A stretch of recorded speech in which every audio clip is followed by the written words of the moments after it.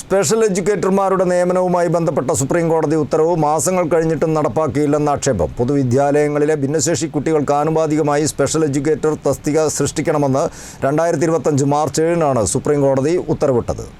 രാജ്യത്തെ പൊതുവിദ്യാലയങ്ങളിൽ ഭിന്നശേഷി കുട്ടികൾക്കായി സ്പെഷ്യൽ എഡ്യൂക്കേറ്റർ തസ്തിക സൃഷ്ടിക്കണമെന്ന സുപ്രീം കോടതിയുടെ ഉത്തരവ് ഇനിയും നടപ്പാക്കിയില്ലെന്ന ആക്ഷേപം.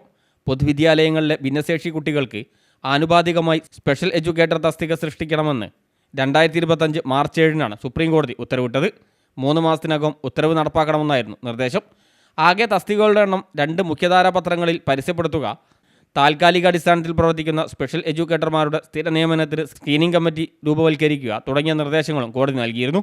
പൊതുവിദ്യാഭ്യാസ സെക്രട്ടറി, ഭിന്നശേഷി commissioner, rehabilitation council of India പ്രതിനിധി എന്നിവരെ സ്ക്രീനിംഗ് കമ്മിറ്റി അംഗങ്ങളാക്കാൻ നിർദ്ദേശിച്ചു. സുപ്രീം കോടതി വിധി വന്ന് 1 വർഷം പിന്നിട്ടിട്ടും കേരളം തസ്തിക നിർണയ നിയമന നടപടികളൊന്നും സ്വീകരിക്കാതെയാണ് തെരഞ്ഞെടുപ്പിലേക്ക് പോകുന്നത്. സംസ്ഥാനത്ത് 2707 സ്പെഷ്യൽ എഡ്യൂക്കേറ്റർമാർ കരാറടിസ്ഥാനത്തിലാണ് പ്രവർത്തിക്കുന്നത്. ഇക്കാര്യം മറച്ചുവെച്ച് 7964 സ്പെഷ്യൽ എഡ്യൂക്കേറ്റർ തസ്തിക സൃഷ്ടിക്കാൻ 358 കോടി രൂപ ബാധ്യത വരുമെന്ന് ഫെബ്രുവരി 16 പൊതുവിദ്യാഭ്യാസ secretary doctor K Vasuki supreme കോടതിയിൽ സത്യവാങ്മൂലം നൽകിയത് വിവാദമായിരുന്നു.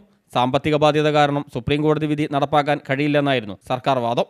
സ്ഥിര നിയമനം ആവശ്യപ്പെട്ട് സ്പെഷ്യൽ എഡ്യൂക്കേറ്റർമാർ സെക്രട്ടേറിയറ്റ് മുമ്പിൽ 2 ആഴ്ച മുമ്പ് രാപ്പകൽ നിൽപ്പ് സമരങ്ങളും നടത്തിയിരുന്നു.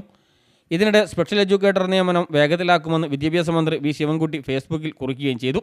എന്നാൽ മന്ത്രിയുടെ പ്രസ്താവന വാക്കിലൊതുങ്ങിയെന്നാണ് അധ്യാപകർ പറയുന്നത്. PSC റാങ്ക് ലിസ്റ്റ് നിലവിലിരിക്കുന്ന തസ്തികകളിലുൾപ്പെടെ വിവിധ വകുപ്പുകളിലും ബോർഡുകളിലും 2 മാസത്തിനിടെ 1000-ഓളം താൽക്കാലിക ജീവനക്കാരെ കോടതി വിധികൾ പോലും ലംഘിച്ച് സ്ഥിരപ്പെടുത്തിയതായി സ്പെഷ്യൽ എഡ്യൂക്കേറ്റേഴ്സ് ഫെഡറേഷൻ കേരള സംസ്ഥാന ഭാരവാഹികൾ പറഞ്ഞു. ഈ നിയമനങ്ങൾ സാമ്പത്തിക ബാധ്യത സർക്കാരിന് തടസ്സമായില്ലെന്നാണ് ഭാരവാഹികളുടെ സംശയം.